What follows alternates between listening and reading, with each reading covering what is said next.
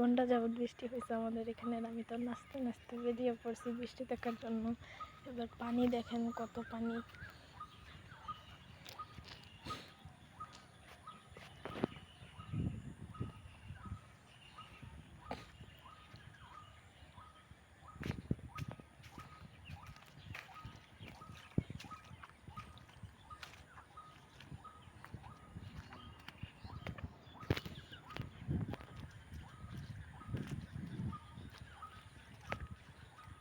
প্রচন্ড পানি এখানে।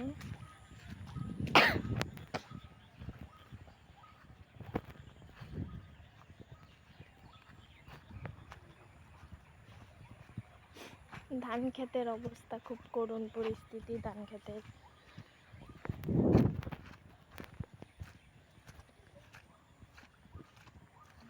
ধান ক্ষেত তো আমাদের প্রায় বেশিই যাচ্ছে। এই যে দেখেন কতটা পানি ধান খেতে, অনেক পানি ধান খেতে। তো পানাগুলো একদম বেশি উঠেছে, অনেক হয়েছে। এইখানে তো একটু বেশি পানি, আর এই ক্ষেতে একটু হালকা কম। এই যে দেখেন এই ক্ষেতে পানি কম। এখানকার ধান একদম পেকে লাল হয়ে গেছে, এগুলো কাটতে হবে। কাটা শুরু হয়ে যাবে কয়দিনের মাথায়। কচু গাছগুলো এখানে অনেক লতি আছে, দেখেন পানি ছুটতেছে। এ বাবা, কুমড় গাছটা তো একদম ডুবে গেছে।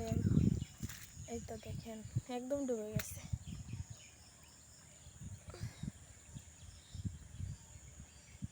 ওইখানে আমাদের মিষ্টি কুমড়া শাক। হ্যালো গাইস, আরও একটা কথা বলতে চাই।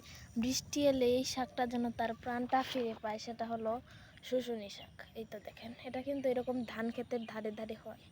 এই তো এটা কিন্তু শুশুনি শাক। আমি কিন্তু খুব ভালো মতো দেখানোর চেষ্টা করতেছি, আপনার কিন্তু এটা তুলে খেতে পারেন। এই তো এগুলো হলো শুশুনি শাক।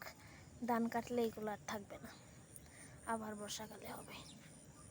এই তো একদিন তুলে নিয়ে রান্না করে খেতে হবে। কি বলিস? তো সকালে খুব ভালো থাকবে, সুস্থ থাকবেন। আর আপনাদের এখানে কেমন বৃষ্টি হয়েছে কমেন্ট বক্সে বলে যান। আল্লাহ।